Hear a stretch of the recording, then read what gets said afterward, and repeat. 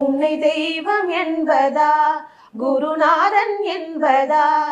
என்னை பார்த்து பார்த்து வளர்ப்பதனால் அன்னை என்பதா, உன்னை கடவுள் என்பதா, கருணை வடிவம் என்பதா, உன்னை கடவுள் என்பதா, கருணை வடிவம் என்பதா, ஐயா ஞானதானம் தந்த உன்னை தந்தை என்பதா, உன்னை தெய்வம் என்பதா, குருநாதன் என்பதா, என்னை பார்த்து பார்த்து வளர்ப்பதனால் அன்னை என்பதா,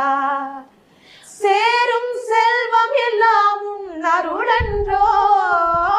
பாடும் பாடல் எல்லாம் உன் தயவன்றோ, சேரும் செல்வம் எல்லாம் உன் அருளன்றோ,